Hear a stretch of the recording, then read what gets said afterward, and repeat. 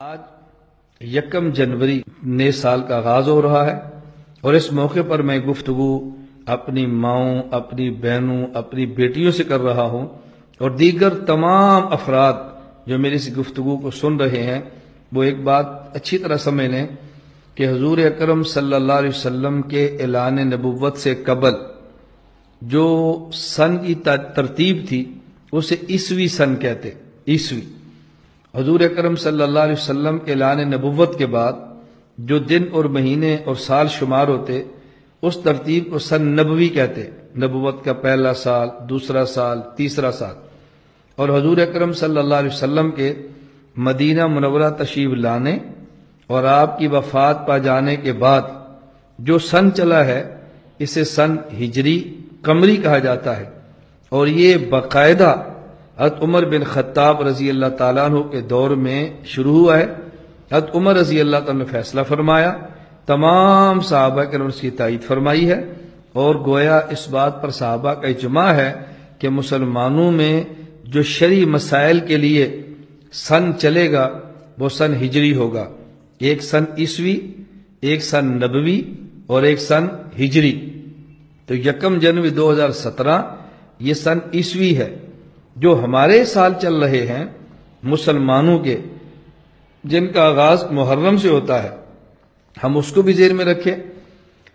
ہم انگریزی سال بھی کہتے ہیں، عیسوی سال بھی کہتے ہیں، اس کا آغاز جنوری سے ہے، اور مسلمانوں کے لیے وہ سال جس کا تعلق شریعت کے احکام سے ہے اس کا تعلق محرم الحرام سے ہوتا ہے، اور یہ ہجری سال شمار ہوتے ہیں۔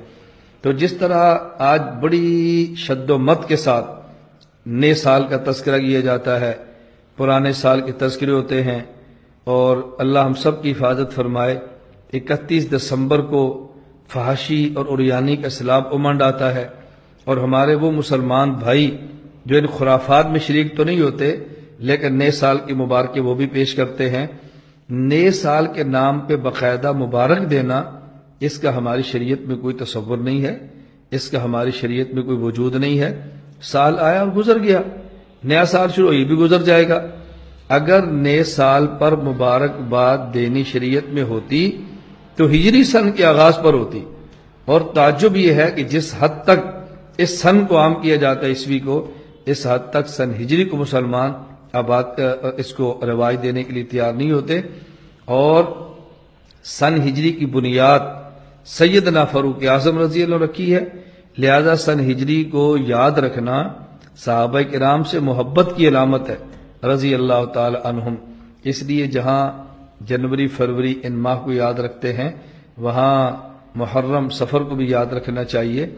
بعض شریعت کے مسائل ایسے ہیں، مثلا اگر طلاق ہو جائے تو عدت کا مسئلہ ہے، رمضان المبارک کے چاند رمضان کی گنتی کا مسئلہ ہے، عید الفطر کا مسئلہ ہے، اسی طرح حج کے ایام کا مسئلہ ہے، عید الاضحیٰ کا مسئلہ ہے، سال بھر جو زکوٰۃ کے لیے گنتی دنوں کی ہوتی ہے وہ مسئلہ ہے۔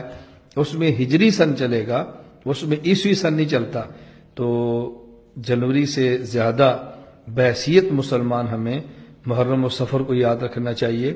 باقی اگر کوئی کسی ملک میں کسی جگہ پہ یہ عیسوی سن کی ترتیب سے حساب کتاب ہوتا ہے، ہم اس کو گناہ اور ناجائز نہیں کہتے، لیکن شرعی مسائل کا تعلق ہجری سن سے ہے۔ اللہ پاک ہم سب کو توفیق عطا فرمائے۔